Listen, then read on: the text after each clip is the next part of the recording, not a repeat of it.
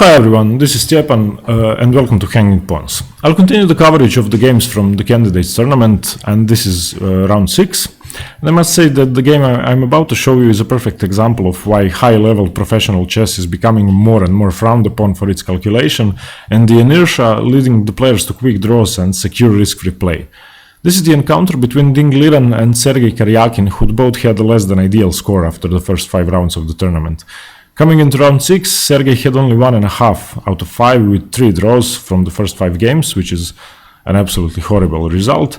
And Liren was a 2.5 with 5 draws, so I don't know which is worse, because Sergey actually pushed on for a win in a couple of games and ended up losing instead, but he's shown will to win and to become the champion. And Liren didn't lose a single game, but neither did he show the ambition and will to push for a win at all costs. And the Candidates Tournament is formatted in such a way that literally winner takes all, and only the first place finisher gets to challenge Magnus Carlsen for the World Championship title, and the other 7 players get nothing apart from a bit more money, considering the exact positioning on the scoreboard. This is why I find it inconceivable for them to agree to draws in positions which could offer more potentially, even if that means risking to lose, because you don't get too many chances to play the candidates and you should seize your opportunity firmly and play attacking risky chess. That is, I believe, the only way to achieve victory, and the kind of play that Liren has shown so far means that he stands absolutely no chance, both practically and psychologically. This game is the complete opposite of attacking chess, and Liren has shown absolutely no ambition, and he played as if he's already admitted defeat, even though there is still 8 rounds to go, and the winners are only a couple of points ahead of him. He was white in this game, and he kicked off with knight to f3, the ready opening. Sergey Karjakin reacts with d5.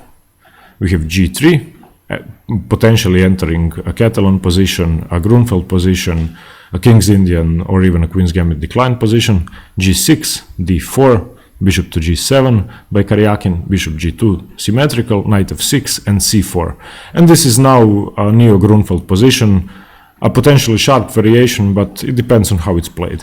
It's much more fun than some closed Queen's Gambit decline lines, because there is often a lot of problems along the h1 a8 and the a1 h8 diagonals because of the fianchettoed bishops. We have d takes c4 by Karjakin and both sides castle, and the moves so far are well-known theory in the Neo-Grunfeld, and here Liren deviates a bit with a good but uncommon move. He plays knight to a3, challenging the c4 pawn, and Sergey plays an attacking imprecise move here. He should have developed with knight to c6 or knight b to d7, or even played an attacking move such as knight to d5. Of course, he can't defend the c4 pawn comfortably. If he plays b5, then Liren will just capture it. In this position, he plays c5, now offering 2 pawns to Liren, and he captures with d takes c5, away from the center, and c3 now. Sergey's idea is revealed. He plans to disrupt white's development and potentially ruin his pawn structure. It was a good, energetic, uncommon idea in this opening. Ding reacts with knight to b5. He reacts with knight to b5, not taking with b takes c3, and Sergey doesn't recapture with c takes b2, even though it was the best move in this position, forcing a recapture by white because 2 pieces would be hanging.